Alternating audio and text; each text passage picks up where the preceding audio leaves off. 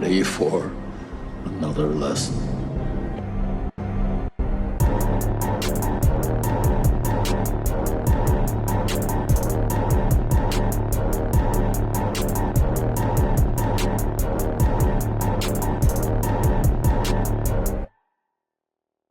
What's up, everybody, and welcome back to Back Row Banter, your favorite casual movie talk podcast. I'm one of your hosts, Adam Schwartz, and on this week's episode, we'll be talking about the movie Se7en. But of course, before we get to any of that, I am joined today by No Light Nathaniel Ginger. What up, folks? The only light I like is candlelight and nothing else. And if there's any no overhead lights, fuck those as a general rule.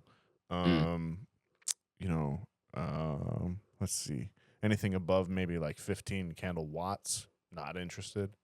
And I'm going to paint everything black, too, so no light can bounce off anything either. So That's fair. Yeah. Sound like a psychopath. No. It's just how I like things, you know? Want to have big old eyes all the time. Back Row HQ famously pitch dark all the time. Most of the time, yeah. That's why we run into all of our technical issues. It's because we can't see. I light the house via glow stick. The old reliable. Yeah. It costs a fortune. At least for a couple hours, yeah. It's cheaper than electricity. Inflation, Not the am most I right? environmentally friendly source of light out there, I would argue. But I do have but the recycle area is really interesting to see at nighttime. That's cool. Has been glowing for several weeks. Can you recycle glow sticks? Nope. No. So you just throw them in there? Yeah, I've got a pile. Yeah. I'm building a hole and putting all my glow sticks in it. You live in an apartment. Where are you digging this hole, man? Don't worry about it. All right. Talk about Don't dredge the pond. Talk about recording on election day with politics involved. Nathaniel here doesn't believe in pollution, global warming, anything. Just fucking fuck the environment. I'm just trying to fill the pond with glow sticks. Yeah.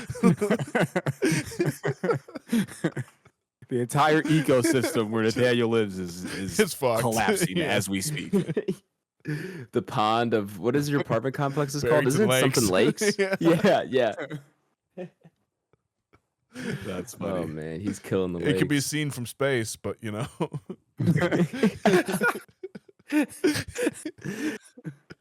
Oh my god. Did not expect that to be where No Light Nathaniel ends up, but here we are. Also joining us today is Spaghetti Tyler Rodalis. Oh, gross. Spaghetti. Are you a spaghetti guy, Tyler? No, he's actually a I love biscotti. Spaghetti? Spaghetti. Yeah. Yeah, I Wait, like I'm sorry. spaghetti. You said you are a spaghetti guy, though? Yeah, I do like Yeah. spaghetti. I'm with you. But I'm also a Shocking big news fan of from- just pasta in general. From BlakeHolder, famously picky eater. Oh, yeah. Yeah, but Have you spaghetti is one expanded- of those ones that you can really dial back if you need to. Yeah. Sure. Yeah, fair enough. You could just go, noodles and cheese, noodles, butter, Right. some, Vodka sauce might be a different story, Yeah, that's true. but straight up marinara. A little bit of meat in there, you'd be fine. I'm with you, man. Like, how's your palate these days? Have you expanded your horizons at all? Are you still kind of on the same trends? I've expanded to some capacity, not a lot though. I would still argue that I would fall on the lines of being a picky eater, right, as a conscious adult. But have expanded to doing a few things. I eat fish now.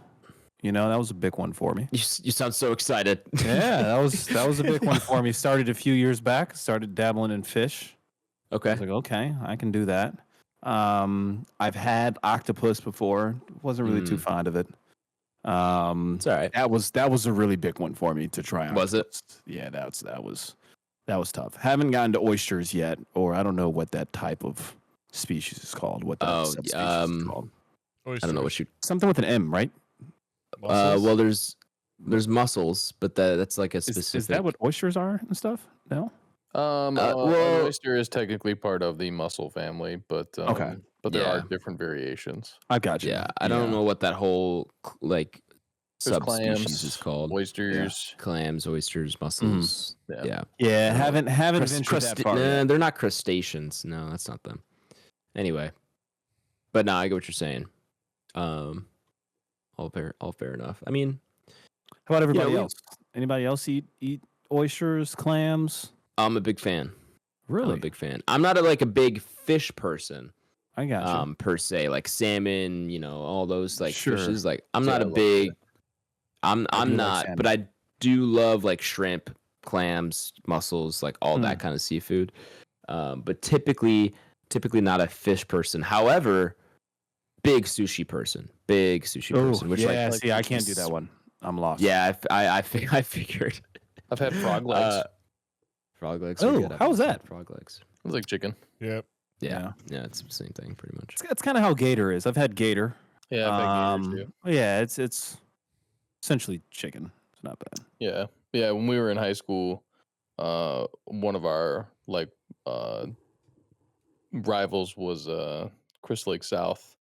Ah. And they are the Gators. And we would always do like team dinners the night before the game. Mhm. And every time we would play Crystal Lake South, they would feed us fried gator. Cook all the good old gator. Yeah. Yep. So we always thought that was funny. I'm with you, man. But yeah, we'll see. I'll Rounding out- expand a few other things, but Yeah, man. What does your girlfriend think about it? Obviously, she's had some meals with you. I'm assuming. yeah, I don't think she's. I think she's now accustomed to it. I don't Yeah. think she's traditionally Yeah. fond of it though, right? Because she's not a picky eater. Sure. You know what Got I it. mean? So, Yeah. yeah, it's something we've had to work through. Fair enough. And rounding out the squadron, of course, is Big Box BlakeHolder. I was wondering what we were gonna do today. Easy one this So, week for me, yeah, at least. yeah. I didn't know if you saw that one coming, but definitely an easy one for me. Yeah. How you doing over there, Yeah. Blake? Not bad, man. Not bad. We're recording on a Tuesday, which I feel like we haven't done in some time. That was our Been a little 10th bit. placeholder, right? Was traditionally Tuesdays. Then we kind of pivot to Wednesdays, pivot to Thursdays. We've gone all over the place. Yeah. I think did we start on Sunday nights? We Or are was it day of the week Mondays? agnostic at the least. Yeah. Well, I think we started either doing Sunday nights or maybe it was That's Monday something nights. like that Getting sounds ready right. for uploading on Tuesday or Wednesday usually. And we've kind of just slowly gone more towards the middle of the week where now we're recording typically on Wednesdays. That's been the MO, I feel like, the past year or so. Mm-hmm.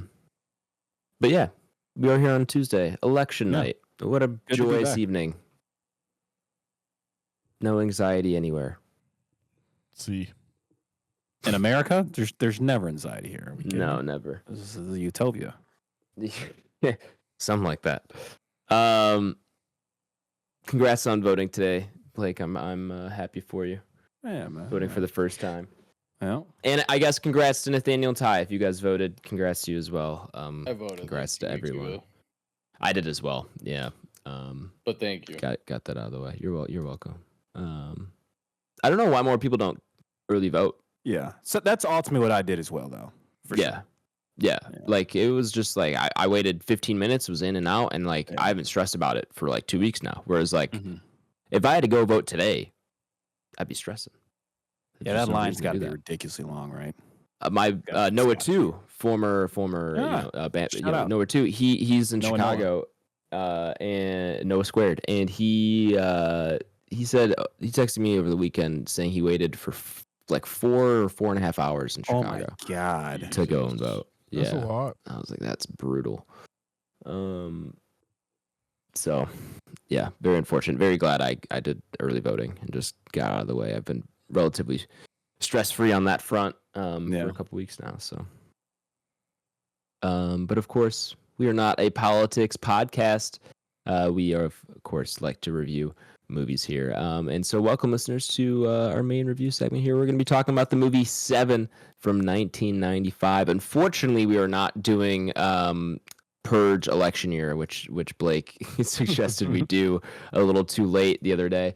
But here we are. It is Or before we get into it, Nathaniel, can you give the listener here a rundown of how our review segment works?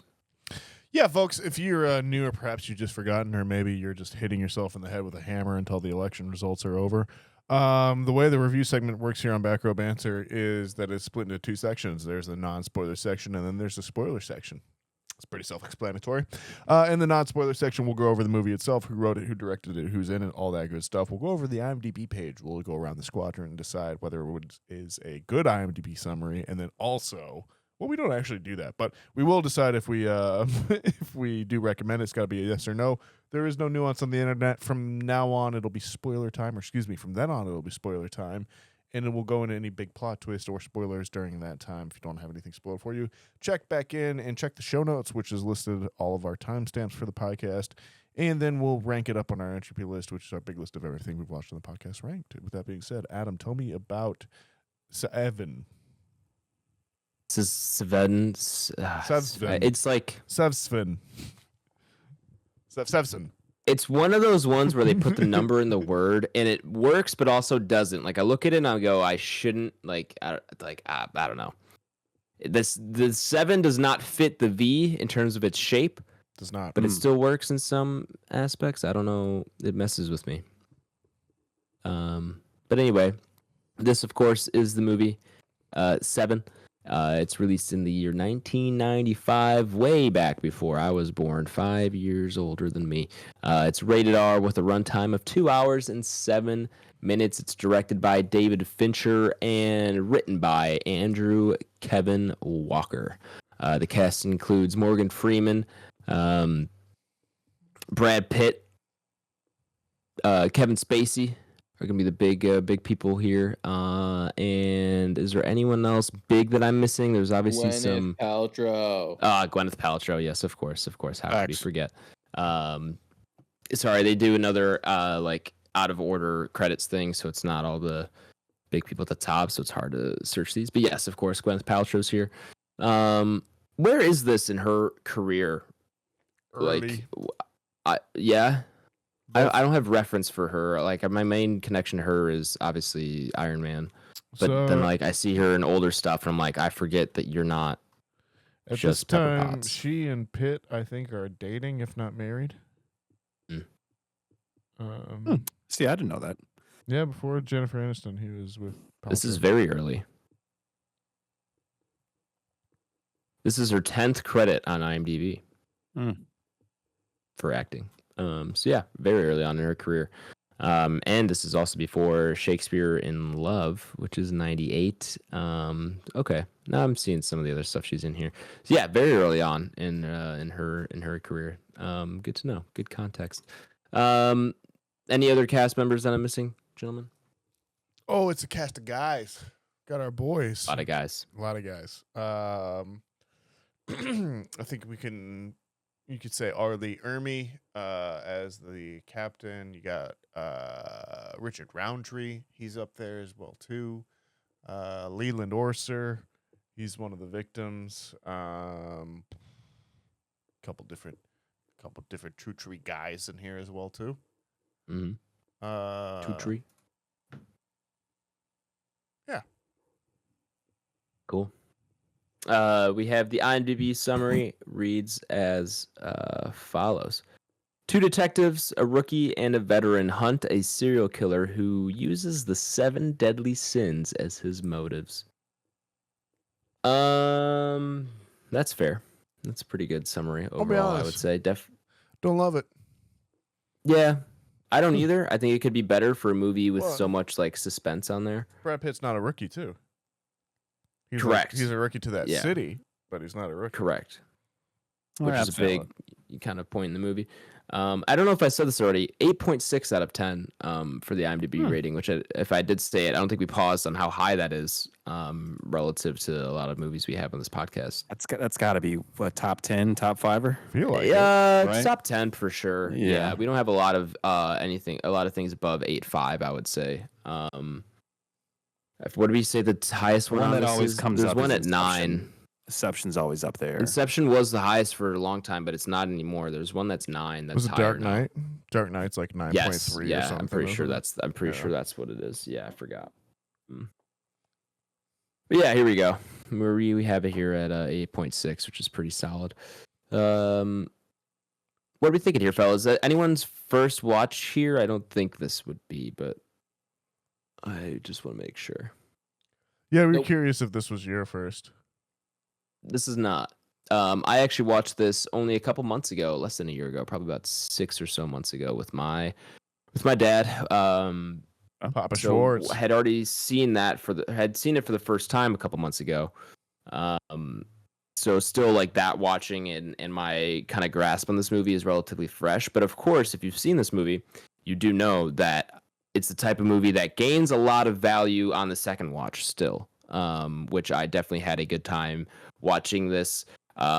Not only just the second time in general, but just like the second time and like the perfect amount of time has passed since I had watched this movie where it's like not super fresh in my mind. I remember every shot, every scene, every plot beat, but I remember enough to like know what to look for in the scenes as kind of like foreshadowing and everything. So I feel like definitely like a good amount of time had passed where like I could kind of split the middle of those two.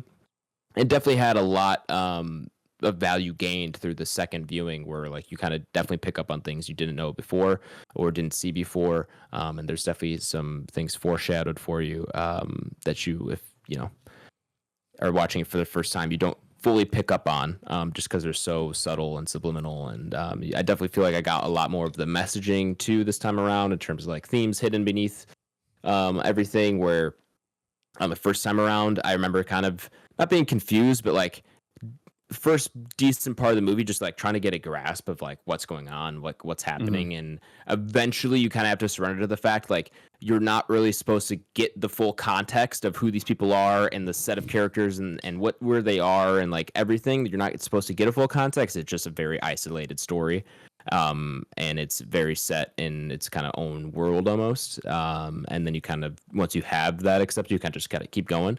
But I remember watching this for the first time like really trying to grasp like what exactly was happening with and trying to get some context, and it never really fully comes.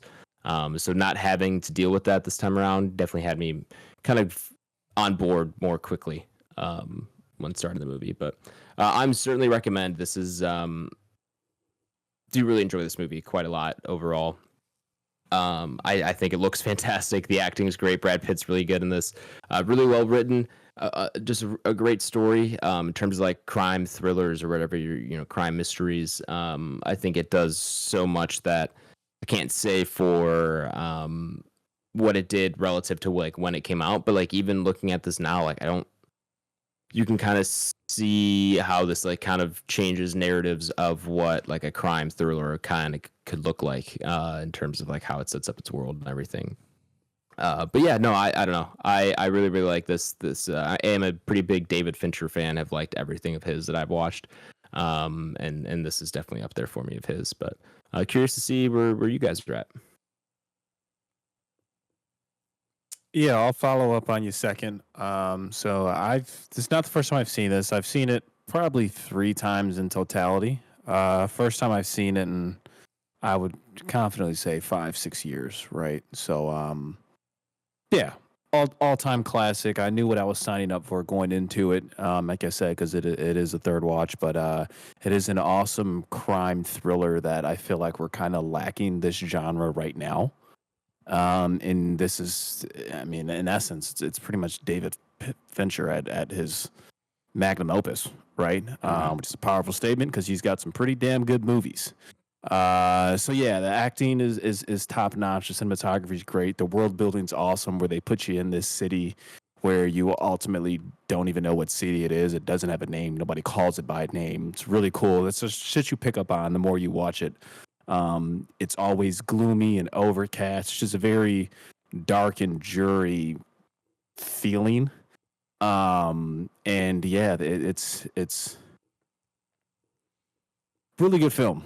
Kind of hard to chat about it prior to going into spoilers, but there's not too many films that are this dark and have this much wear on you, where like ultimately there's everything that happens is off screen, right? For like not to spoil much, but so then we'll jump into that of course once we get past the buzzer noise. But yeah, man, it's highly recommend anyone who hasn't seen this film. I would say you're you're cheating yourself, right? If you are a big cinema buff or even the average moviegoer, a lot here on multiple watches, a lot here on first watches.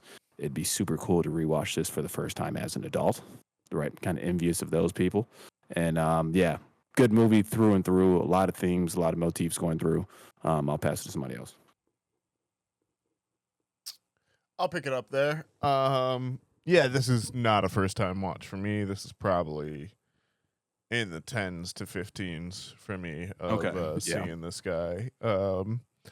And yeah, I mean, I think for me, this might be like a David Fincher that I like the best, like just as a personal choice overall. It hits on so many things that for me are so like that, like comfort food, like a police procedural kind of thing built in with this like overall structure of the 7 deadly sins and like all that. That's just up my alley in general as a consumer. You like to sin, Nathaniel? Is that what you're saying? I love it. I love all of the sinning. I love finding out about sinning. I love reading about it. Yeah. No, it's I just think as like as a concept, it's so easy to pitch, right? Serial killer going off the 7 deadly sins and try and track him down, basically. And play that to its ultimate conclusion where the serial killer is probably going to get the upper hand. Maybe not. And just kind of like, yeah, I think that's such a, at the time, feels like such a fresh take to take on, for a cop movie, right? A detective movie in a lot of ways. Fincher is at the start of his career here. He's clearly making a name for himself. It's evident in how he shoots this film, his choices of actors, as well too. I actually think Pitt's a little bit miscast in this role. I think if you had like maybe like an Edward Norton or like nowadays like a Jake Gyllenhaal or something like that. Yeah, for sure. That's more maybe what you're thinking of, but I think he's enough of a movie star as a charismatic actor that he carries you through that, and like you do feel that, especially when this was made. Yeah, and that was going to be my other point too, was that your the part of the issue with this movie is that the ending is so iconic, and like kind of like what we were talking about with Blair Witch last week, where it's become so parodied and so known in pop culture that like you almost, even if you haven't seen the movie, it can be not spoiled for you, but like, yeah, you can put it together as you kind of go as well. Whereas I remember the first time I saw this, it was still that like older brother movie that got shown to you, and you're just like, oh fuck, like that's how this ends.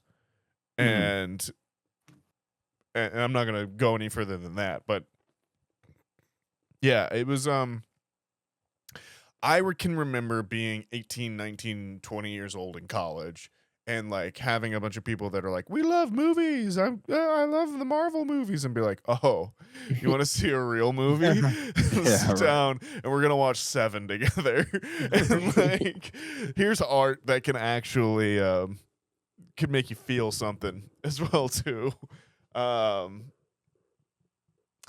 I think, at least in my generation, the sloth murder scene has like reached that cult status of just like, holy crap kind of thing.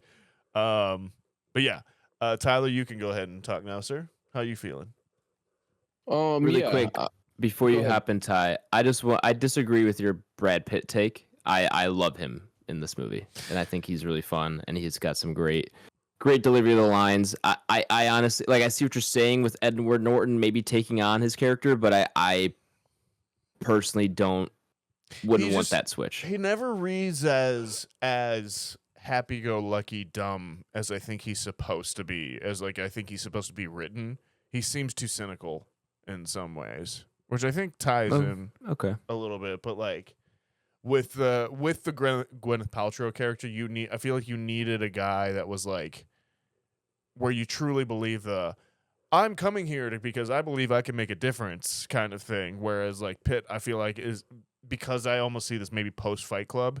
He's too like irony pilled for me. Like I Sure. can't read him without thinking that he has like that darkness in him as well too.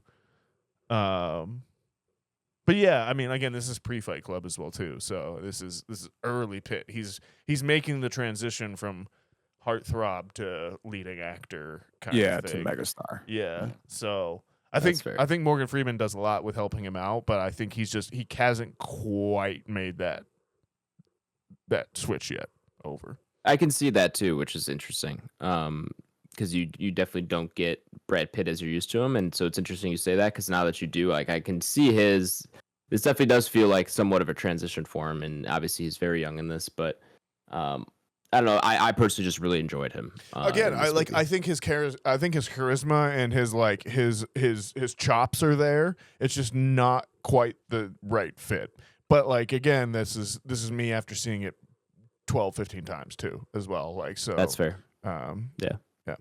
But yeah, All right, obviously go ahead, big Ty. recommend. Ty? Yeah, I think all your points are very valid. Mine will obviously be a little bit more of a repeat as it does happen when you get to the fourth person, but I'm definitely a recommend. I think this movie's become pretty iconic for some pretty good reasons. I don't think you get some of the movies that are around nowadays again without it, like the Prisoners of the world. I think that kind of comes directly from something like this. But overall I think despite the slight disagreement we've had on casting, I think that they did a killer job with everybody. I actually like Brad Pitt in this as well. um I would say that I don't think that he was originally written as like a happy-go-lucky kind of cop. I think he does have some kind of jaded to him. He was it's stated pretty very early in the movie, and this isn't really a spoiler, that he's been on homicide for 5 years in his last place, so he kind of knows the run of the mill of things, and I think he's supposed to have some kind of cynicalness to him.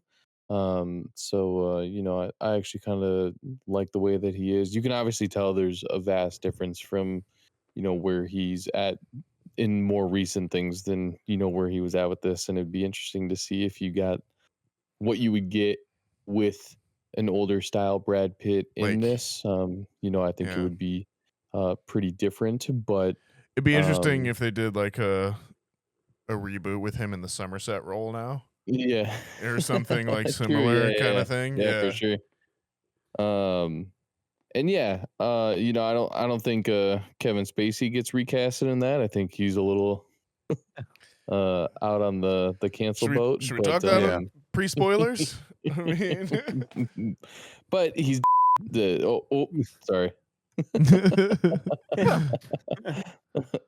yes, Kevin Spacey is allegedly. so sad that Kevin Spacey will never be in anything ever. You guys are again. making my job and my life worse. But I can Sorry. cut out one line and you guys keep talking.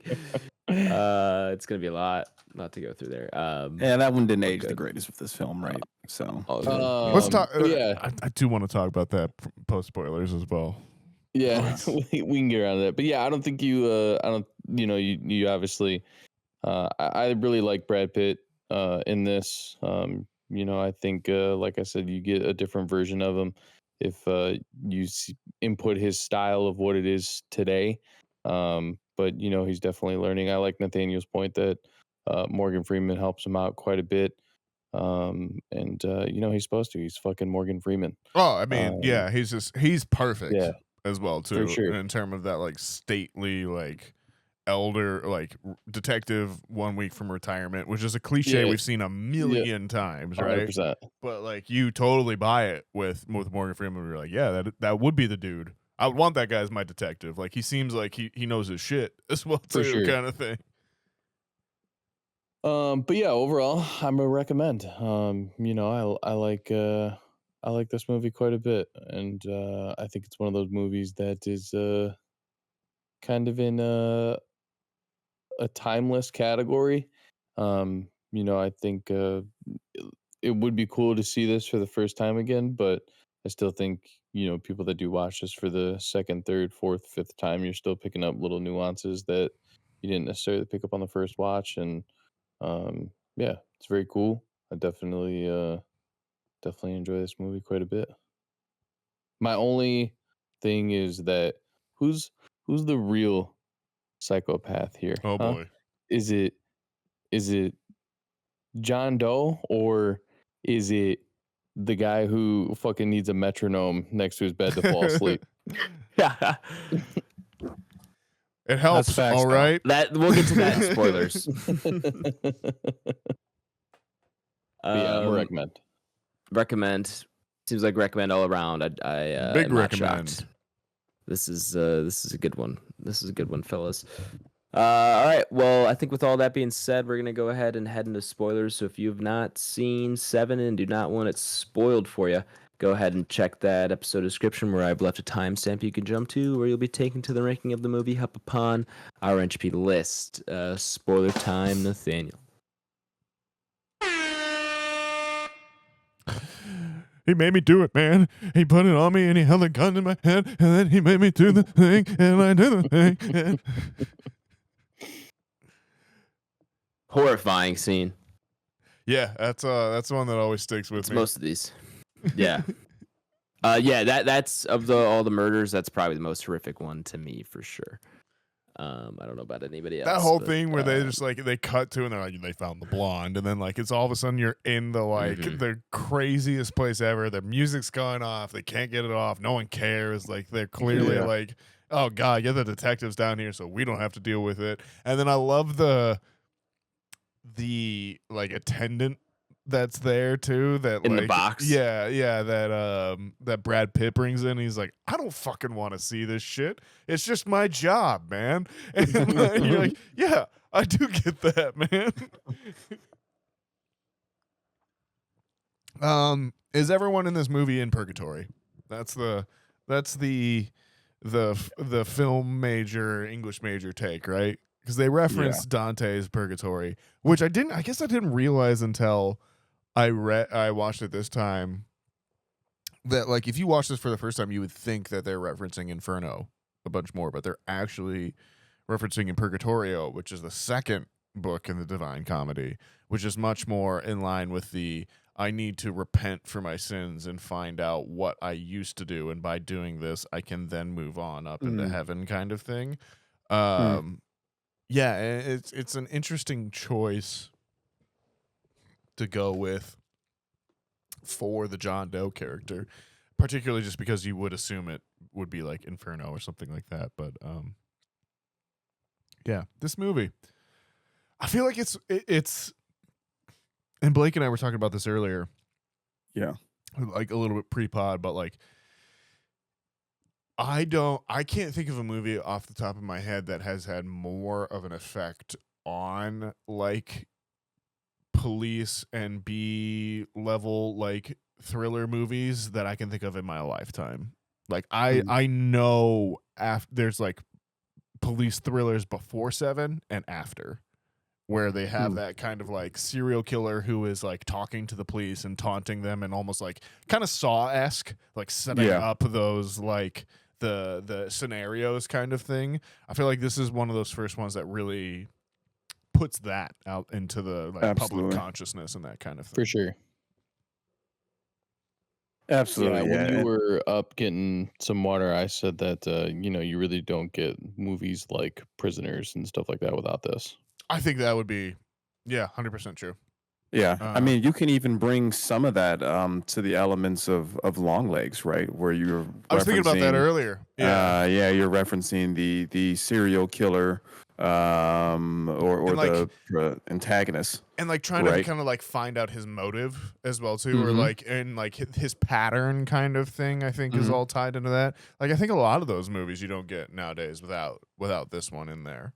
Silence of the Lambs is obviously the other one that I think like kind of fits into that as well too.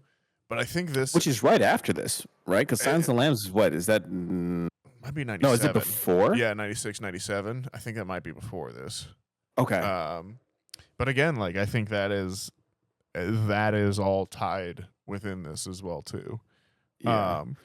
And I think this really does just line up with that like 97, 98, 99, early thousands like aesthetic style, sensibility, like that kind of like distrust of like kind of the like shady side of life around the turn of the millennium, and that like porn wasn't freely available kind of thing, so that like it was something you had to go somewhere to do, or like if you decided to eat yourself to death kind of thing, that was something to be so like grossly ashamed of. Like there's a lot of things that are set in that early thousands mindset kind of thing that you just would never get away with in 2024 as kind of like a concept kind of thing, unless you were setting it in the early thousands.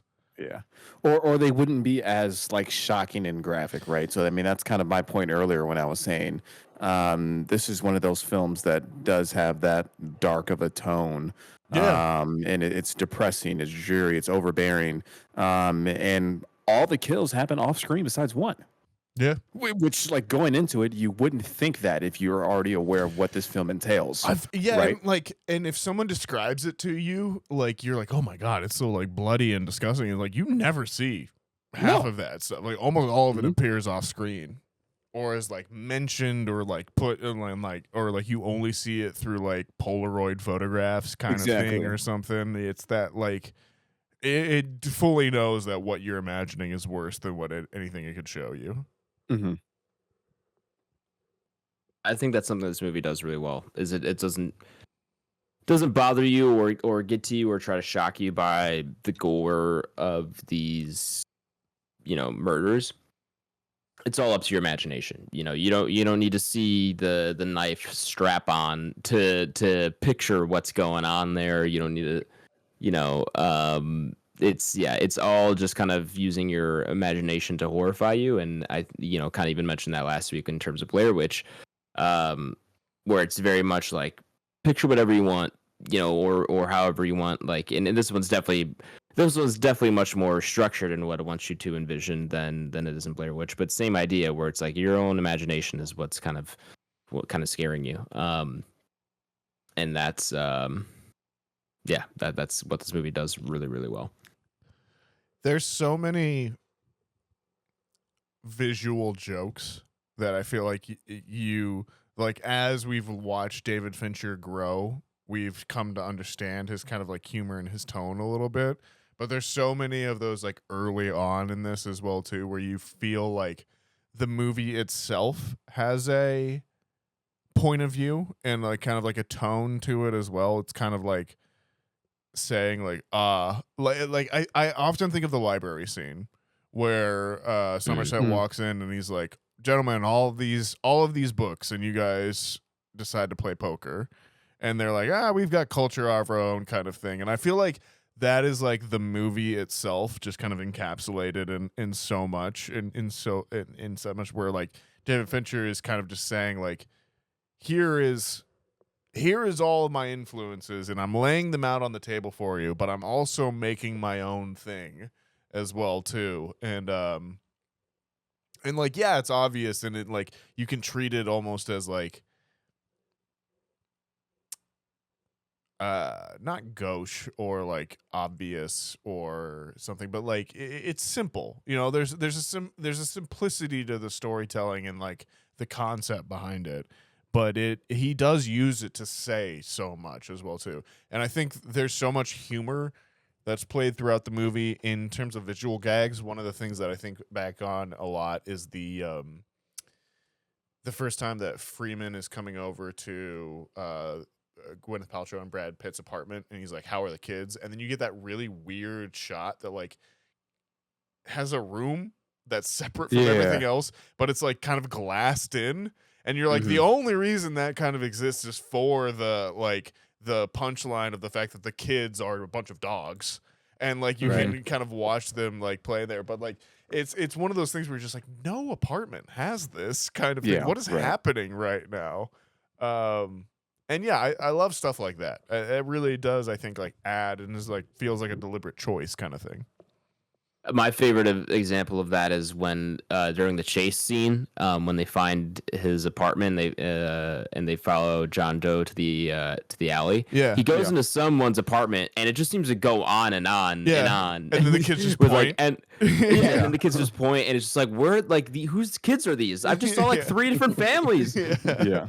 Or I love the one that always gets me too is the cop that shows up and hands Mills something, and you think it's gonna be like some sort of information about that or whatever, but it's just the Cliff Notes versions of everything that Somerset has given him as well too. This movie's is funny. This Like, movie's got genuinely, some there's really like- funny lines. There's like, and I feel like there's comedy here. Fincher gets such a reputation for being like such kind of like a fuddy-duddy kind of like thing of like, I hate things that aren't on digital, and like I'm so serious all the time. But like I think Fincher's very like similar to Christopher Nolan, like has a pitch dark sense of comedy overall as well too. Yeah, there's one moment where my favorite is the police chief, I think it is like sitting out in like the bullpen area as he's talking about the This ain't case or even my whatever. desk. The phone rings. He goes, "This isn't even my desk." That's a good one. But Brad Pitt's got some lines that are just hilarious. Like, I don't know, I was laughing watching this movie last night. Like, there's just some like stark lines that like don't fit but make it so funny, and like it doesn't even lighten the mood at all. Really, like you're still tense, but it does amplify just the effect the movie has on you, where it's like there is some through all this darkness, whatever, like there's some brevity here, and it doesn't always get through to you, but there's still it's like there's weird still thing some like brevity. the chief of the SWAT team's just name is California. Like, what? It's just it's weird stuff. Yeah, it's very funny. Or I love when he arrives at the first crime scene, and like he goes to give Mills the coffee, and he just doesn't accept it, and so he just hands it off to the other cop basically as he goes in. It's little stuff. Good movie. Yeah, what are the and I guess we did kind of ultimately talk about how it goes through John Doe. Kevin Spacey effectively goes through the 7 sins, right? Is how all the kills are framed, and then the last one, with the infamous like "What's in the box" is with Brad Pitt, and they're also doing it at the same time, and you as the viewer are doing it at the same time, where you're going through your 7 sins, so you're kind of alluding to what may be in the box, right? Which is one of the better moments in movie history. That's something I wish I would have saw in like theaters. I wish I could have saw this for the first time as an adult in 1995 in a theater. It probably would have been groundbreaking, right? I was thinking about that earlier, and I don't think I had the box reveal spoiled for me, but I had the 7 deadly sins bit spoiled for me, which I think as a viewer now, I think the general public is more familiar with the 7 deadly sins than they were in like 95. Arguably maybe because of this movie, right? And so like I feel like audiences in 95 must have just been like out of their depth from like the moment the movie starts, where like us nowadays from a 2024 viewership, like you know that 7 is about the 7 deadly sins, and like as soon as the first guy shows up, you're kind of doing the countdown kind of thing. So like you almost don't get the effect of like where Somerset hands off the first case and then just happens to be the next case he catches is also part of the murders kind of thing as well too. So I think there's elements of the movie that like, again, it's kind of like fame and ubiquity in pop culture has kind of like hamstrung it a little bit.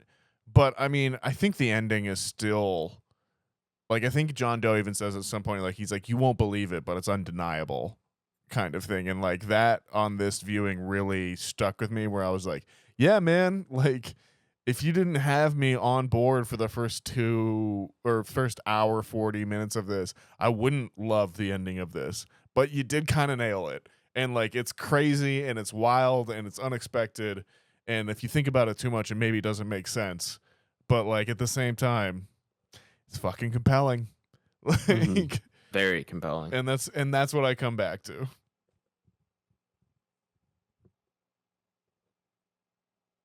Yeah,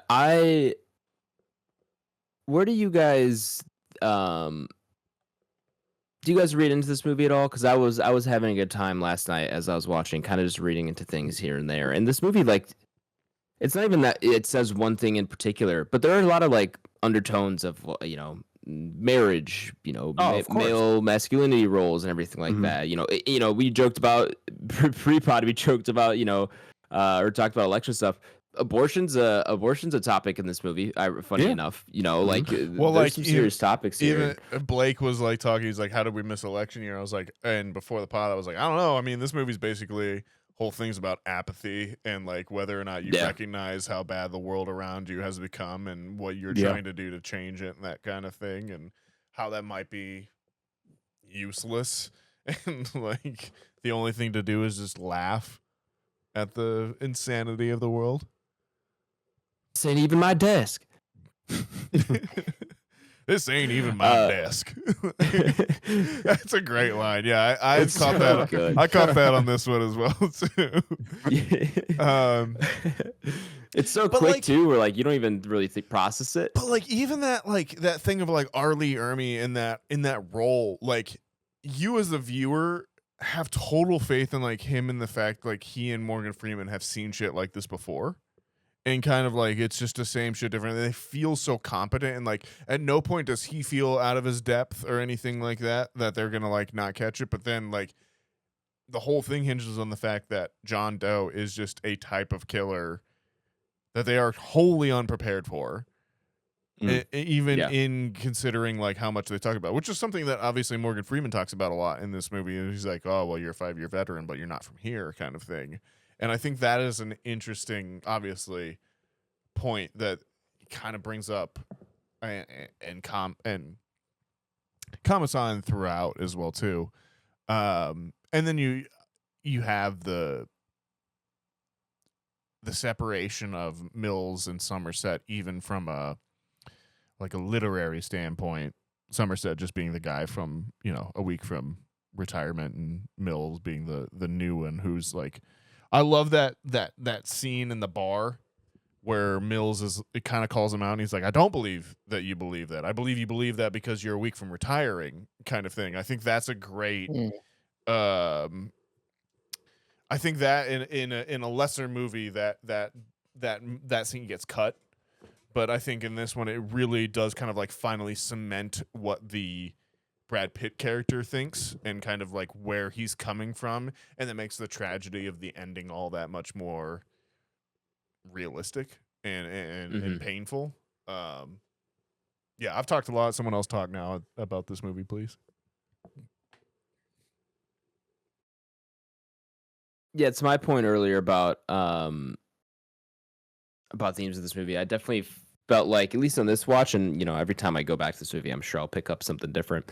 But especially on this watch, I definitely felt like the kind of relationship of Brad Pitt and Gwyneth Paltrow and their marriage, the whole thing with the baby. Oh, the subway, the vibrating apartment is such a good. Oh, that's what I was going to as well too. Yeah, for the comedy bits that we're talking about, and Morgan Freeman's whole reaction in there when he's like, the magical relaxing vibrating apartment kind of thing. That touch release is good.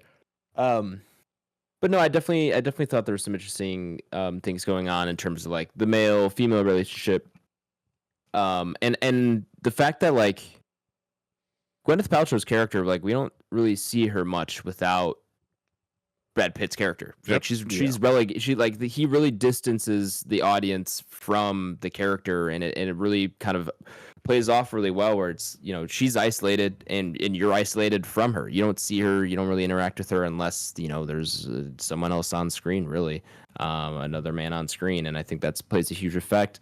That was my biggest takeaway, was like the fact that a small thing too, where this movie goes through a little bit with talking about kids and like, do you bring a child into this world? Are you ever ready for it? Are you ever ready for it with your partner? And the film says where Brad Pitt, you never get to you see Brad Pitt's reaction at the end of the movie, and obviously he's distraught about it when he finds out. But you never before that really get to hear his opinion on whether he wants to have kids or not, or whether he's okay with it or ready or whatever it is. They never have that conversation. No, but there's one. Go ahead. Sorry.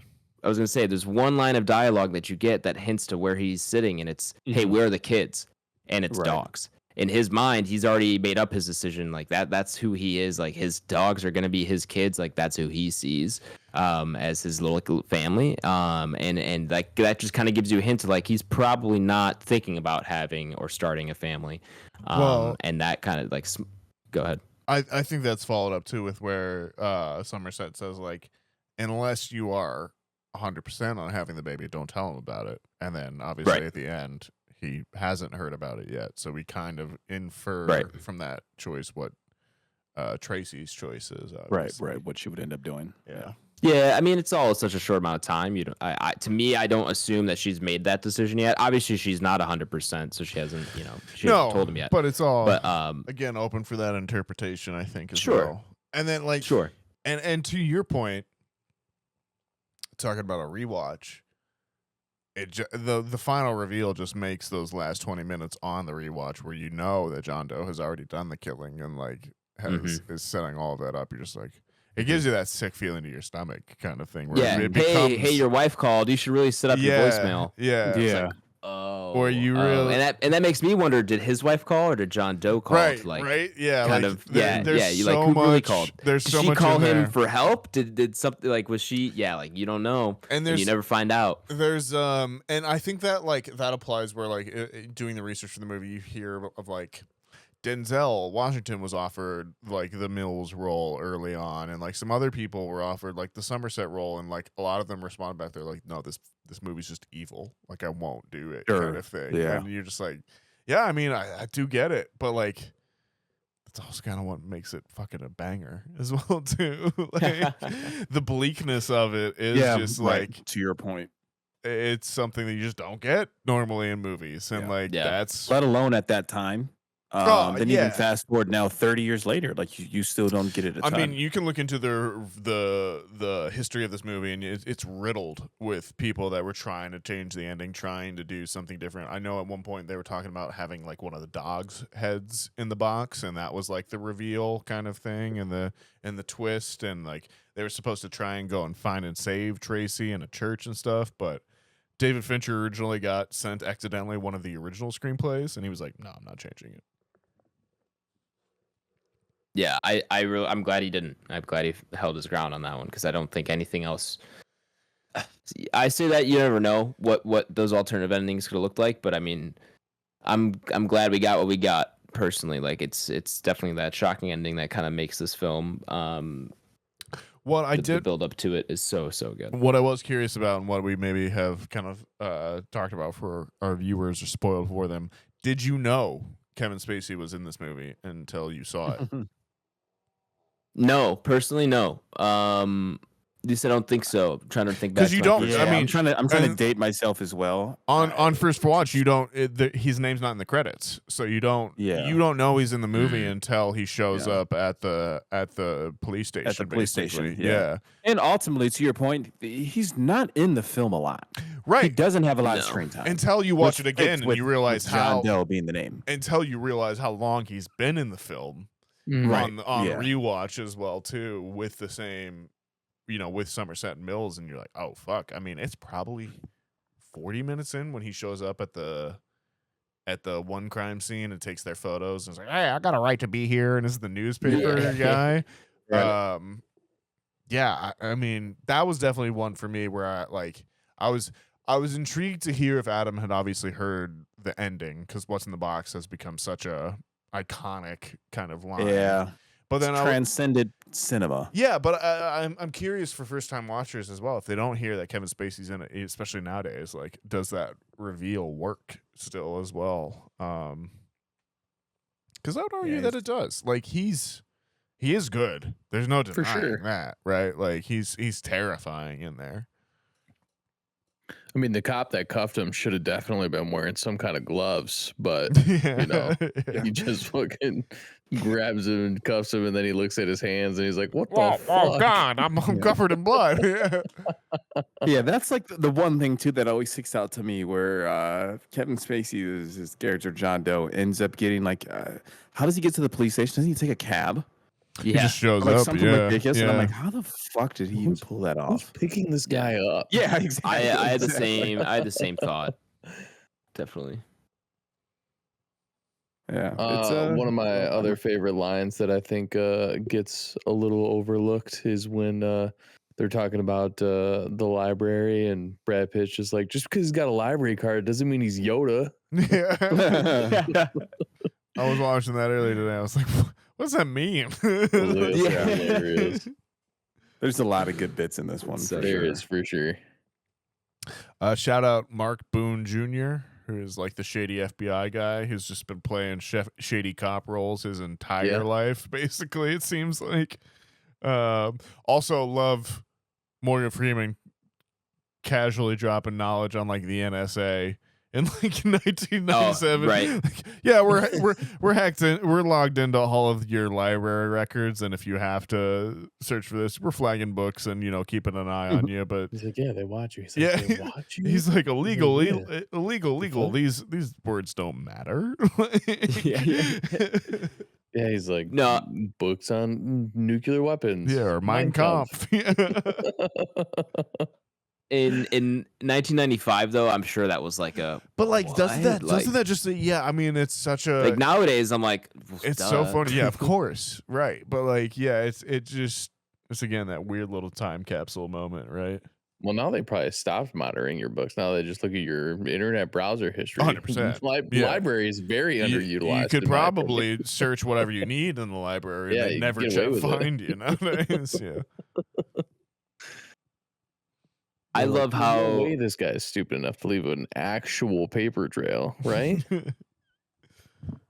I love how this movie looks, just Yeah. visually from the And that directing standpoint, was- lighting, everything, top to bottom. I feel like that was a genuine and sincere adaptation in the market. And again, it's had so many and its imitators since then in terms of like, oh, we want to do a police procedural and we want to make it like slightly gothic. Okay, we're going to imitate Seven. And like, I remember a few years ago when, what was it, Spiral came out? And I mean, it's just they're like, oh, we're going to do Saw. We're going to do it in the Seven style. And it's like, you're not even close, man. Like, Yeah. Seven shits all over you. And I think another one was 8mm, which I think I talked about on the podcast maybe 6 months, a year ago or so in the show. But it's written by the same guy who wrote this as well too, but has Nicolas Cage and like James Gandolfini, and is directed by the guy that directed Batman Forever, Joel Schumacher, and everything. And it's like very much Seven-esque, but just not quite the same level of talent involved. It's very interesting to watch as well too. But yeah, Stylistically, I love what Fincher does, and there's a lot of shots too that are just like static images that just kind of like you won't even have up for long, even, but just kind of take your breath away for a second. There's one. it's that. Go ahead. The scene of Greed, where he's got that camera angle in the office that has the greed on the floor, and just how everything's set up, and he holds that one for a while. But then there's another one like in like the library where like he uses this telephoto lens to get a really unique shot, like through lights almost, with a lot of texture and like into the guys playing poker. Just a lot of like small things that you like kind of just don't fully realize like are very artful and very well thought out. And then like the way even when the camera moves is very methodical too. I just think David Fincher, he's very simple but very like masterful in his execution. Like he's doesn't do too much with the camera, but sometimes less is more, and I think that's kind of that's kind of his MO. I really like what he does. I would Yeah, agree. I think. Go ahead, Blake. I was going to say just real quick on the cinematography and this world building. To Adam's point, one of my favorite things, as I echoed earlier, is that the city, we as the viewer, we ultimately don't know what city it takes place in. It's unnamed. Right. It's unnamed from the actual characters in the film, and then also from how it's shot, you can't pinpoint what it looks like. So, like, for 100%. example, we were talking about The Dark Knight Rises, where that's Gotham City, but like effectively you can tell it's Pittsburgh. Where like there's not even an opportunity to do that in this film. It's pretty much just all cement. They don't give you any architecture. They don't give you any green spaces where you can make out and be like, oh, that's Central Park in New York City. You don't get anything like that. Until the end, it's like you feel like they're never outside. Like it just feels like it's all inside without any overhead lighting ever. Mm-hmm. I thought it was a pretty good mixture. It is really hard to tell where they're at because you do go from like this super city setting, which the point I was going to bring up, which kind of ties in with all this, is I just love the atmosphere.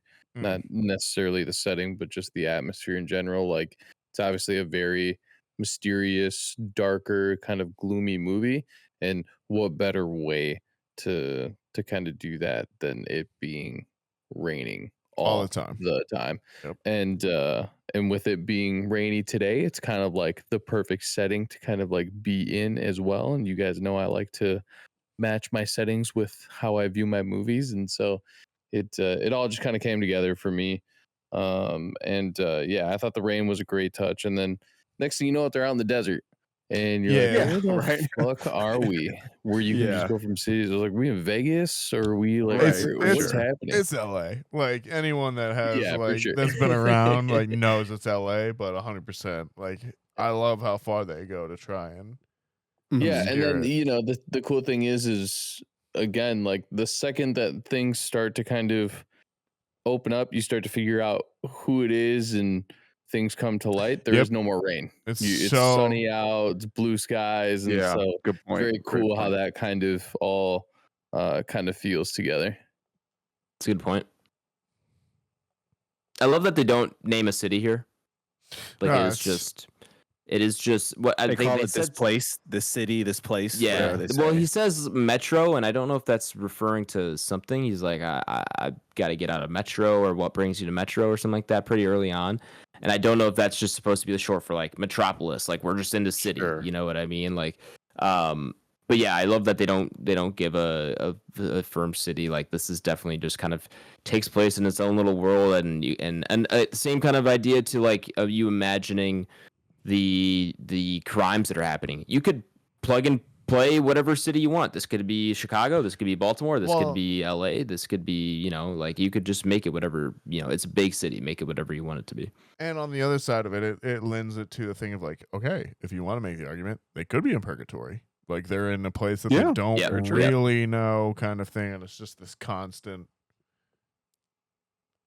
apathy. Like, there's no one that it's very hard to move up or down, kind of thing, on the level. Yeah. Sure.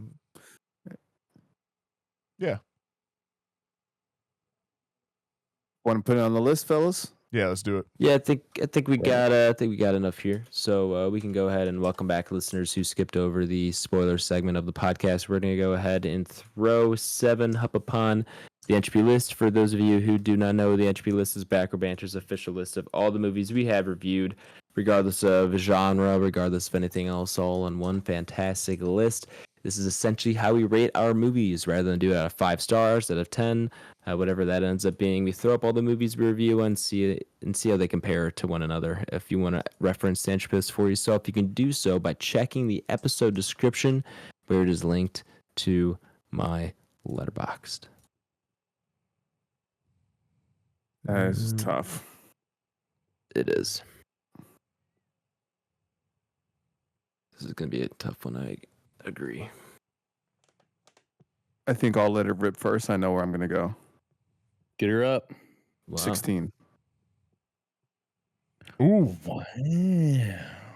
16 puts it below Alien and above Your Name. That's, not a bad spot, to be honest.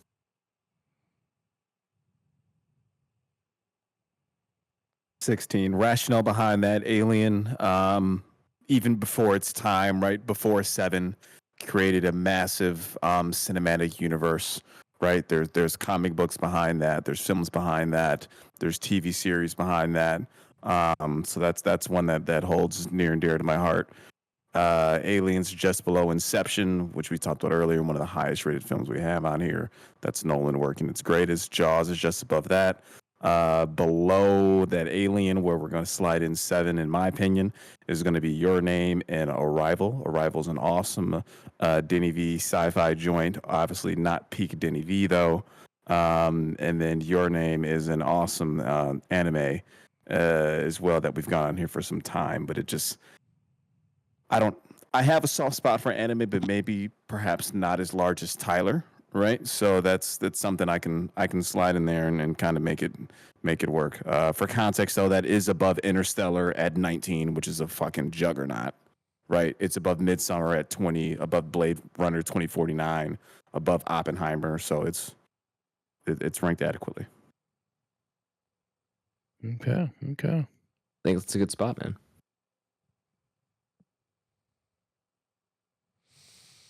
Who wants to let it rip next? Yeah, tough one. Damn. I'll go. Just kind of walking through. Not going to be as high, not because I don't like this movie. I do like this movie, but I think this is just something I haven't come back to in a long time, and I probably won't again for a long time, not because it's not good, just because I think it is. It definitely makes it one of those things that it is better that I don't overwatch it. But kind of going along with the detective dark scene. Some people don't look at him as a detective, but if you know him, he is a detective. His name is Batman. Yeah, I was wondering. Yeah, I also can't necessarily, in good conscience, put this above any of the Lord of the Rings. That's a little tough for me. And T2 made it pretty hard. Dune Part 1 made it pretty hard too, but you know how we feel about Dune Part 2. And 7 is good, man. 7 is, like we said, it's got a lot of background, and it's brought a lot of other movies to light that we might not get if we don't get 7. So I will put this above the Batman, below the Two Towers, at 33. Oh, buddy, I'm right there with you, but I'm gonna be slightly different. So Be different, dude. Dare to be different. I don't think you get the Batman without this. I'm gonna be 100% honest. I don't think you Yeah, get the I Batman agree. without this. I don't think you get No Country for Old Men without this. And even some of the other stuff. I think this is, like your Training Days. I think that's got Sure, some stuff yeah. to line up with this as well too. And certainly your Long Legs, something like that. So I personally am gonna go at 31. I'm gonna go below Furiosa. That's my hard cap, but I am gonna go above Green Knight on that one, and that's That's a good above one. above Batman, above Terminator 2. Terminator 2, fuck. That would be the other one I would say that has like the lasting impact. Be too tough, man. Yeah, but it is what it is. In terms of like personal enjoyment, I'm gonna be above it. So yeah, 31 below Furiosa, above Green Knight. It's very tough, ladies and gentlemen. I hear all of your rankings. I like all of your rankings. I'm going to be somewhere in between here. As a matter as to where, I don't know. But I think as I keep thinking about it, the right place is I keep coming back to 21, below Yeah. Midsommar and above 21. Blade Runner. I think as I kind of run up the list, starting maybe around 33 where you guys are at, I kind of keep going up and I'm like, yeah, I could make an argument for this above this and this and this and this, and then I hit a wall at Midsommar where I'm like, ooh, can I really put this above that? And that's where I keep hitting that wall, even though there are some movies probably above that one that I think maybe I'll put this one above. But of course that's how the entropy list goes, especially when you are, 207 movies deep. That's just gonna happen. So yeah, I think I like my spot. We'll put it at 21. That's below Midsommar and above Blade Runner 2049, which of course are two movies that I hold in relatively high regard. But after all that, we get an average ranking of 25.25. So that means we put it below Return of the King and above Ex Machina, which I think is a pretty good spot. Yeah, it's fair. It seems like everyone's wins. I hear I Ty's think everyone point on wins the there. Lord of the Rings, right? So he's still got his peak Lord of the Rings above it. Ex Machina is a pretty good film. It's going above that as well. And then we're saving the Blade Runner 2049, Midsommar, some things I held close to my heart as well. So yeah, I'm good with it. Yeah, I think that's a good spot all around for us. So yeah. Zodiac.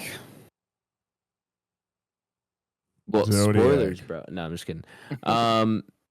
Yeah, we are gonna follow this one up with another movie of similar vibes and by the same director. Ooh, this will that be interesting. Zodiac. I'm gonna have to. Why do you Go ahead. why do you say that, Nathaniel? Because I'm gonna have to deep dive. Because genuinely, I think there's an argument that Fincher makes the two most emblematic, iconic whodunits of the late '90s, early thousands, with Seven being this like procedural Silence of the Lambs derivative, like, but also like presupposing that kind of like move into pop culture like side of things with Seven, where I think you're taking the religious side of things and you're like giving it this lens of like, oh well, I'm gonna turn the 7 deadly sins into a way to murder people kind of thing. And then I think Zodiac is that post 9/11 like very controlled, very, well, we're looking back on history and this is the angle we have on it, and here are the unsung gremlin heroes who might have actually brought this as close to justice as possible with Zodiac. So there's the bit of sizzle for you. I think an all-time great performance from Robert Downey Jr. in this one. The first time when we see Jake Gyllenhaal really break out and really push himself forward into that leading man and interesting actor conversation. And, a great supporting performance from Mark Ruffalo as well, too. So very excited for Zodiac. Let's do it. I'm also very excited. I haven't seen this movie in a couple of years now. So it won't be a first watch for me, but it'll be a similar vibe. What we're watching? Oh, and by the way, that's currently should be streaming on Paramount Plus if you have it. If not, you can like rent it. And it might be on Apple TV. I couldn't find it. It said it was, but yeah, it should be on Paramount Plus. If not, you can rent Zodiac and then join us for our review next week. What we're watching here, folks. Do we have a quick round of that we want to get to? Ooh, I haven't gotten to much besides the UFC that was last weekend and Nice. a little bit of the race, the F1 race, I should say. That's been about it. Yeah. On my end, I got to Smile too. Oh, did you? Yeah. I went to theaters to catch that one. I didn't get the opportunity to see the first one in theaters, but I did go into it relatively blind, low expectations. And the second one, it's okay. It's not my favorite. I like the first one better. The first one, you don't really know what's going on. You're going through the story arc with the characters, trying to figure out what's going on. It ends up being The Grudge, It Follows esque thing, right? Yeah. And the first time you're watching it, you're like, oh, this is actually much more in depth and has kind of some of those elevated horror themes, quote unquote.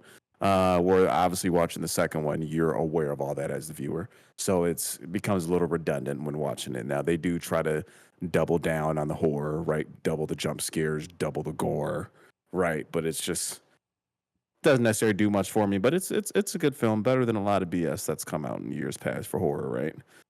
And then I also got to Hellraiser 2. So those were the two things. Yeah, I've got to. So yeah, I watched the first Hellraiser last year for Halloween. Then I ended up getting to the second one this year on Halloween after we recorded. So wanted to do that. I've heard those are pretty much the only two worthwhile. I watched the remake by David Bruckner. Yeah, there's didn't love fucking 11 of those films or whatever. I don't Yeah. think I'm gonna go and watch the remaining 9. So, but yeah, that's all I got to. Ty. Yeah, obviously I got to the race as well. I did watch the race in full.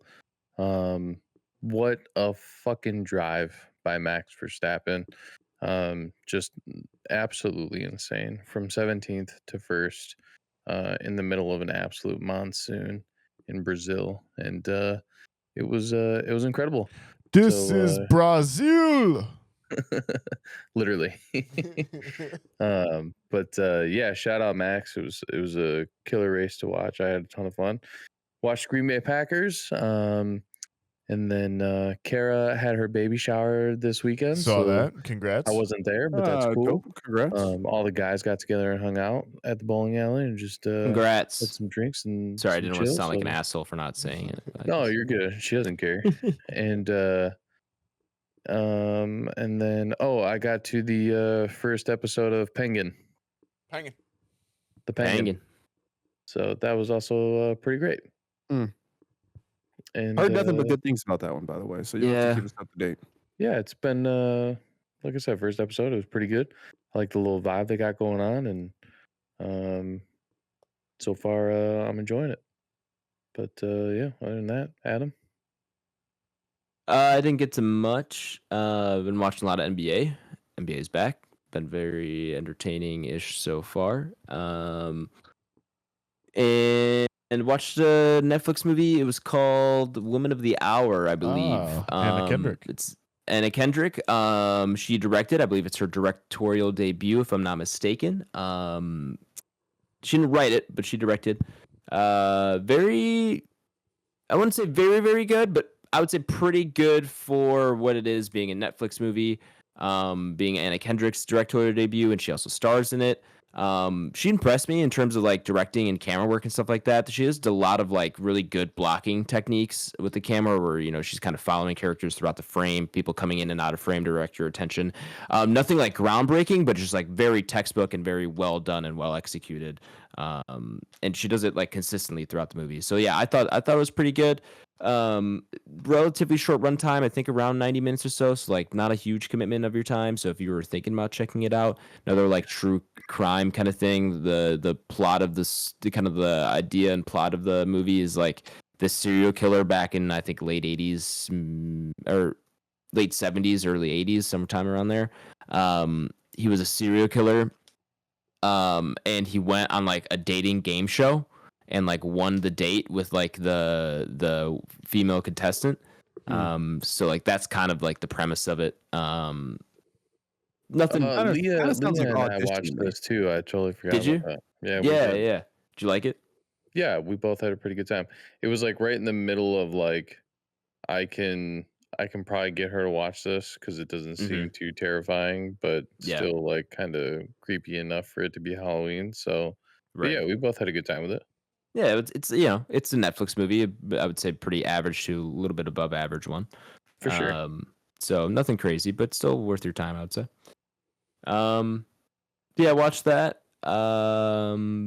Didn't get to much else. Been still been pretty busy. So yeah. Who's left here? That's it, brother. I think that's it. Is Yeah. that it? Blake, what were Alright, you cool. saying though? I think like me and you and Adam were all talking at the same time. Oh yeah, it was when you brought up serial killer dating game type of thing. It reminded me of Audition, which I don't know if that rings a bell to anybody. Perhaps Nathaniel. It's a Japanese horror film from the 90s, but I seen Audition? it's a banger. Yeah, slow, but it's a banger for sure. Yeah, I love Audition. But yeah, that's it. We ready to wrap it up here, fellas? Let's go, folks. This is it from the Back Row HQ. If we're not here next week, find us out there on the Resistance with whatever side you vote for. But, you know, Maybe next week will be from the Back Row Banter. There you go. You can find the show, share the podcast. First, do that. Share with a friend, a family member, maybe a fellow coworker, detective of yours. I don't know. If you know any sinners out there, Ooh, sinners. then you can follow us on Twitter, Banter Row, and Instagram at Back Row Banter Pod, where we haven't posted in approximately 4 years. And then you can subscribe to us on YouTube. And send us an email back. Think about how much banterpod@gmail.com. Think about how much reach we're gonna have when we do repost. I know. Yeah. I think about that pretty often. How I plug that every week. Yet I like don't even have the login for Instagram. I think Nathaniel created it, and I don't remember what it is. Can't remember. Yeah. So we'll have to hunt that down. We'll have our Tesla robot just create a new Hey, one. there you go. There you go. Just run it himself. Himself. The funniest thing, really, really quick, that I saw about the Tesla robot is that as Elon Musk is introducing it, he goes, "Yeah, you can have it do whatever you want. You can have it do the dishes, or you could babysit your kids, or be your friend." And then I saw someone on Twitter go, "Why are the last two things that Elon Musk thinks of it doing is be its friend and watch its kids, watch his kids?" Just very, very odd that he picked those two things. Anyway, I'll do my plugs first. You can find me on Twitter at H24 and on Letterboxd at H. That's AYYSH. And you can find me rewatching the movie Civil War by Alex Garland because it's a great film. And you can find me watching Escape from New York by John Carpenter.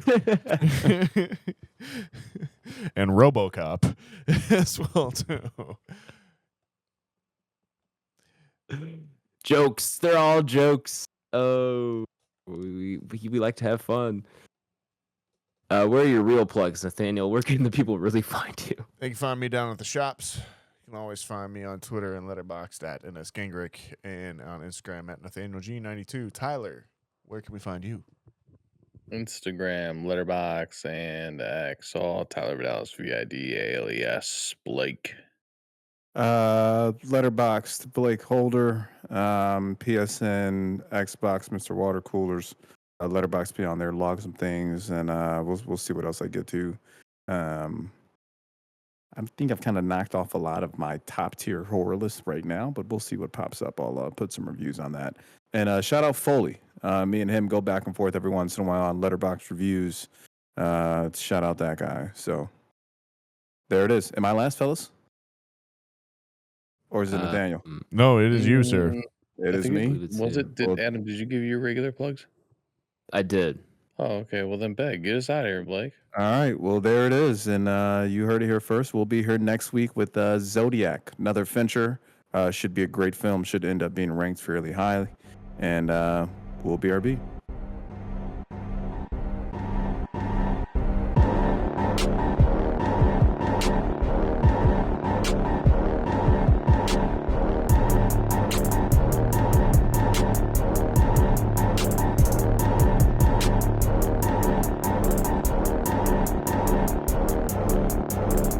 America. Ready for another lesson. Yeah, instead of all the politics talks, let's just talk about abortion. Like, where do you guys think life starts? Is it at conception? What point does consciousness kick in? Yeah. Point blank, black and white, no nuance. I'm not trying to get Are political, you pro-abortion or not? Yeah. Gun to your head, gun to your balls. Where are you on? Gun to your head, gun to the womb. Where are you?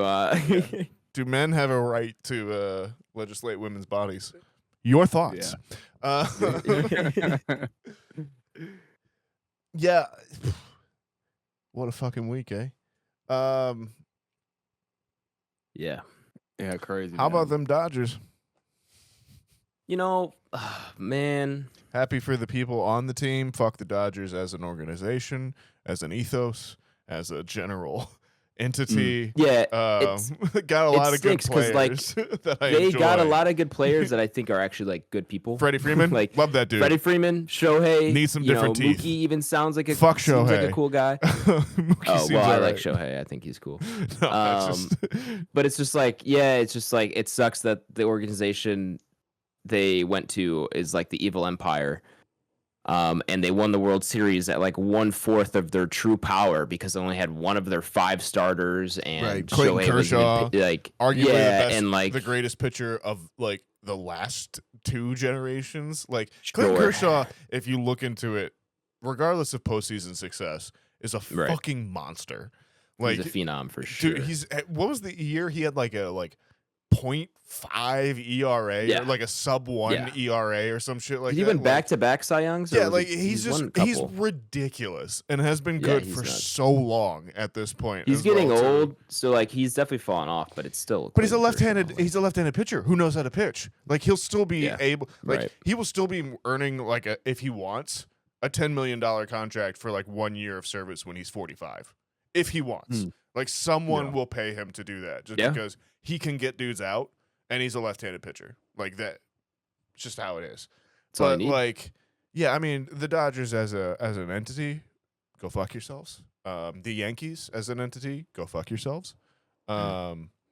Baseball would be better if both of you guys died in a fire. But anyways, I like them. I think the well, That was 4-1, right? yeah, Dodgers If I was just beat the following shit out correctly. of him. I mean, Yeah. Well- that's the nice thing is the Dodgers beat the fuck out of him, and then the- Ohtani and then the dislocated the Yankees- shoulder, which is he'll Yeah. be out for a while off that. Might not be the same player again. and Hasn't then the he had Yankees beat two- themselves in Game 5. Hasn't he had 2 Tommy Johns as well? Shohei, yeah, I'm pretty sure he's had 2. He ain't pitching Oh, again. tough. He ain't pitching. Well, he'll But it's pitch. not the he'll ring. pitch. He'll pitch. He'll pitch once. He'll pitch. Once a He'll year. pitch 1 or 2 years, or 1 or 2 more years. He's gonna be a DH. It's too useful for that. I disagree. I think they'll have him pitch. Okay, if you continue to have him pitch, he's got a 3 to 4 year prime, and then he falls off a cliff. Yes. Yeah. Like this being, he'll have another 2 to 3 years. years. Decade. No, like he already I think played. he's got it in him. He already played a few years in Japan, and you don't know anything you're talking about. But I'm like doing the math. I'm like 10 years. How old is this guy? I know you can play a long He's- time in he's like baseball. you can 30? like baseball. You can definitely extend it, and if you're like one of those dudes that just hits home runs, like fucking Nelson Cruz played till he was Yeah, you can play 50. to 40 something. Albert Pujols yeah. played to either like 40 or 44, Yeah, he might have been depending on how 60. you're looking no at one it. knows. yeah, no one knows how old Albert Pujols really Speaking of which, is. they just caught another dude. Did you see that news? I did see that. Yeah. Yeah, a 19-year-old saying he was 14. 15? Yeah, 14, 15. Yeah. And yeah, he played on like the World Well, they Series think that's team what- at like 17 years old or something. They think that's what happened to homie for the Twins, Miguel Sano, that had those like 2 or 3 like amazing Yeah. years, and then like he's just been Yeah. trashed since then. I think he's like 5 years older than he was supposed to be. And then probably. I mean, it's very prevalent, obviously. Dominican Republic. I'm not saying I wouldn't do it. Like if I was like 20 Oh, sure. and like I could just drop bombs on kids. Like, you kidding Yeah. me? Hit dingers. I mean, you're talking about going from poverty to obscene Right. wealth, For like sure. overnight. And it's the same thing with like steroids nowadays. Like, I'm sorry, it's happening in all sports. Bring them back. We're just not. No, we don't have to. They're still there. Don't worry I about want more of them. it. I want them to be like blatantly out. I think we've talked about this, but we definitely need to keep Olympics clear of doping. However, we need a second Olympics where it's like take as much as you they're want. doing that. Are they Some- doing that? Yeah, some billionaires like doing the extreme games or something like that. That's awesome. Yeah. I need to see where we cap out at when we inject ourselves with all these chemicals. I but want like, to see. I don't think the the thing peak. is, I think it's gonna be like not that different from NFL, NBA, like elite level performance, and we're all just gonna realize that those dudes have just been on the sauce for a Well, while as well too. Yeah. I'm sorry, Yeah. LeBron's had some juice. You don't play for No, not no. I don't know, man. Yeah, I don't know. Basketball, it's tough because No. basketball that only gets you so far. Like you don't need a ton of I'm not power in talking- basketball. I'm not talking power. Not talking. You're talking about just recovery. Yeah, right. For him sure. to Yeah, stay at probably. that I'm peak talking athleticism. testosterone replacement therapy or something like that. I'm not yeah, talking probably. HGH, Barry Bonds shit. I'm talking, he's got a 20-year-old, college redshirt freshman that's dropped out that he's just sucking the juice out of and putting it in himself instead or something. A bad plan. He's just stealing body parts from other people. Yeah. It's like Jeepers Creepers, Pretty much. right? Yeah. Yeah. That's funny. Either that or I guess the other argument is he's just a freak, which is still out there. Like there are And freaks. There's freaks of that's freaks too. Probably the side I would lean on is like I think some people are just aliens, man. I Yeah. think he's the 0.01% that of the just- 1%. Just happened to show up in Yeah. basketball and isn't like a janitor somewhere or something like Yeah. that instead, kind of thing. Yeah, I mean, like there's definitely that. I subscribe to that, but I'm like, also, guys, Yeah. can we be real? Can we be real Yeah. here? My man's Yeah. he's not young. He is 40. He's in LA. He's still hooping. He's a good. man and he's Yeah. 40. Yeah, for sure. Well, another sports news. Unfortunately, Adam, we didn't text this weekend, but we may be cooked. We may be cooked. Another Hail Mary.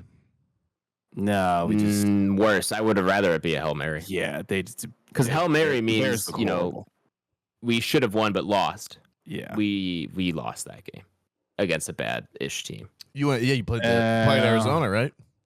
yeah, they did. Played your old stomping grounds, man. It may be. Yeah. It's sad. There was promise 3 weeks ago. Where you're like, you know what? We may be all right. Is it Obviously but is nothing it not, crazy. Is it not the thing that you guys talked about at the beginning of the season, which is like good quarterback, but you don't have any protection in front of him? Like, I yeah, seem it's to all of recall that. Oh, this. that's certainly part of it. Like coaching, play calling, protection. The Bears are just And who did we just get from the they're Browns? fucked, man. Um, I don't know. we traded for a running back today from the Browns. Khalil Herbert. Hopefully. Does that sound right? Oh no, I think we traded him. He was on the Bears. We Oh. traded him to the Bengals. I thought we got a player. Okay. No. But to Nathaniel's point, yeah, man, it's Trent Richardson. quarterback seems okay, but yeah, just That's who I heard it fucking- was.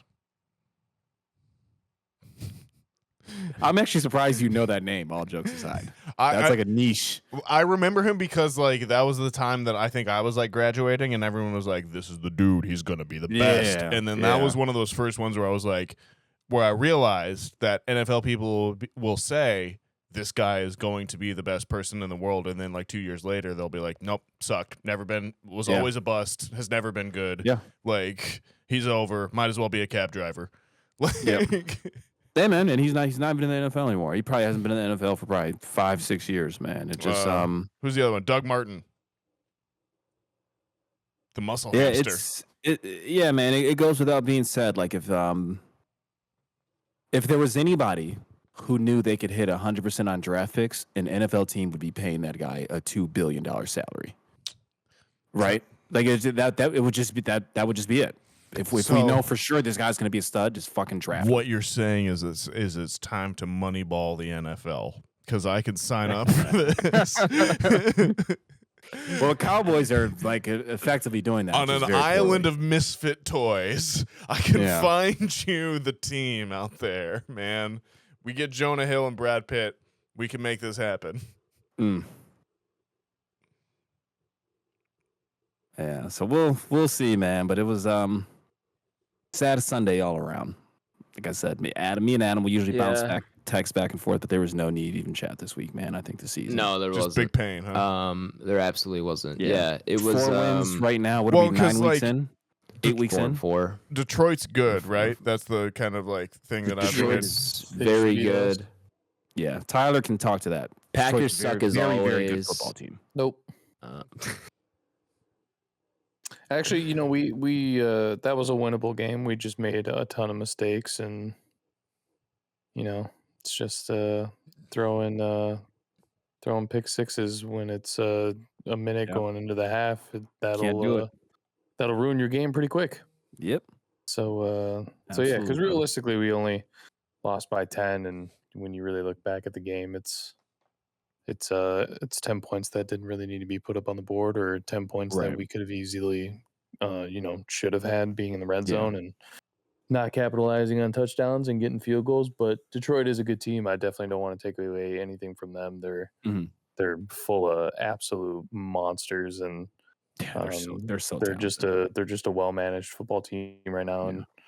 And the other thing too that really kind of upsets me is we are one of the last teams that plays in all the elements throughout the year. Oh, sure.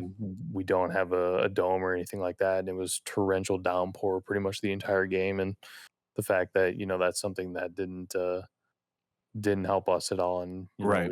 we looked like a bunch of idiots in the rain was a little disappointing as well. But yeah, it's a game I knew going into it would be a hard fought battle to win anyways. Absolutely. And if we would have come out with a win, it would have been very ecstatic for me. But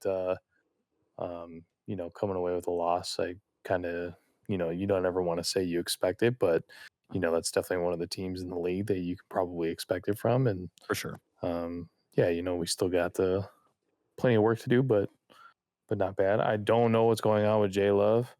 His knee's bothering him again, so we'll see if we get Malik again. But yeah, who knows? Yeah.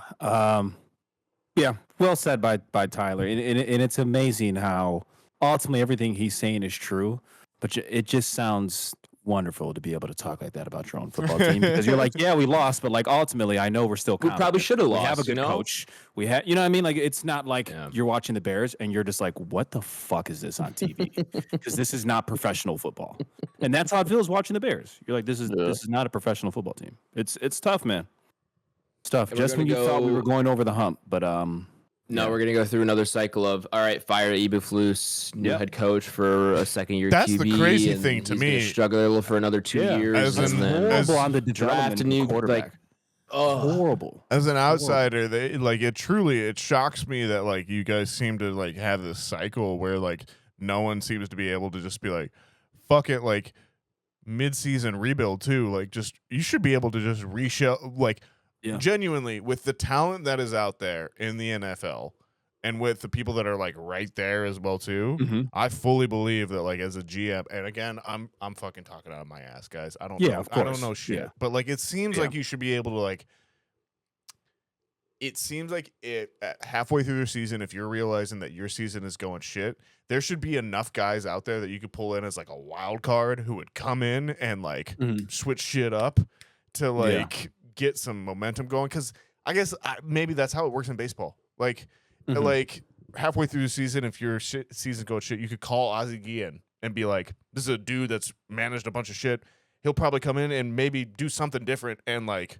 Give us some life, kind Try of to thing. salvage something. Exactly, Yeah. and like with how short the season is and stuff, it just seems like so many times people are like, "Well, we're committed to the 4-year rebuild, and that's just our timeline and how things are going to work." And it's like, I don't know, man. I don't know, but I mean, you see some teams who do it, but ultimately with the Bears, man, it's the same cycle Adam's talking about, where you have young quarterback. Bad coach who you're ultimately going to get rid of. You draft the quarterback, have the coach, and then you fire him, and then the guy's got to learn a new offense, new scheme. We need some. We need the. You know what? I'm saying it. We need the crazy choice. Get the guy that we don't think can do it. Get the Ted Lasso in there. Find out. They've done that, brother. They hired a guy from the Canadian League. Like that was what, maybe 10 years ago. That guy was bad. No, that was when I moved. That was like when I moved to Chicago that they got. Okay, yeah. So it's ownership, man. Ownership. At this point, you just go to the top. Got to, man. You got right, somebody's got to answer for something, right? If you buck look at it like stops here. how jobs work, somebody's got to answer for something, man. They got to sell a team, but then you look at America's profitability. Like, why would you ever sell a team? They swapped out key members of the team with actual Bears? I mean, if you put them up front, It's gonna be hard to get to Caleb.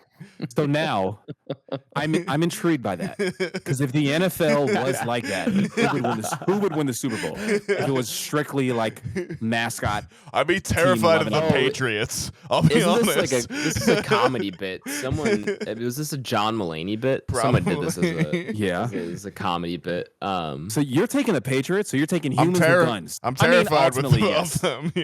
Yeah. Or if But you can could find 11 actual humans with giants. Can But the 11 Jets, humans with bro. guns kill 11 bears? I don't think so. How big are these giants? That's what 11 okay. jets. All right, 11. Oh, like firefighter jets. Yeah. No, like yeah, like plane jets. yeah. Yeah. Firefighters. plane jets. would You be know, different. like you have 14 Raptors, all those. I mean, it's a formidable force. Vikings would 11 be of them. crazy. The Vikings would be scary. Not against the Jets.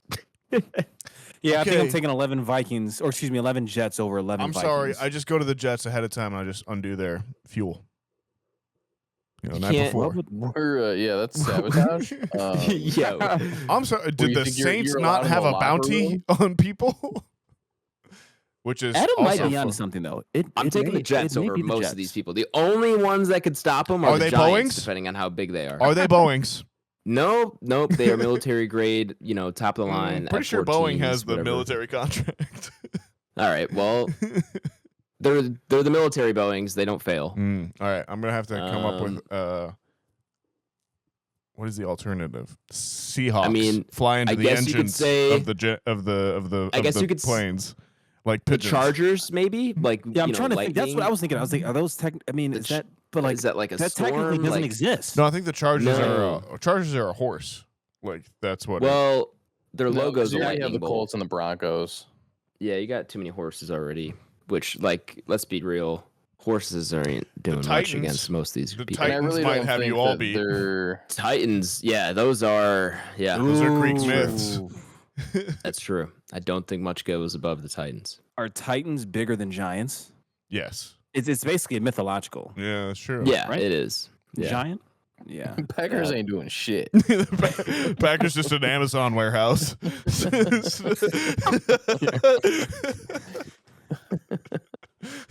Yeah. I mean, All right.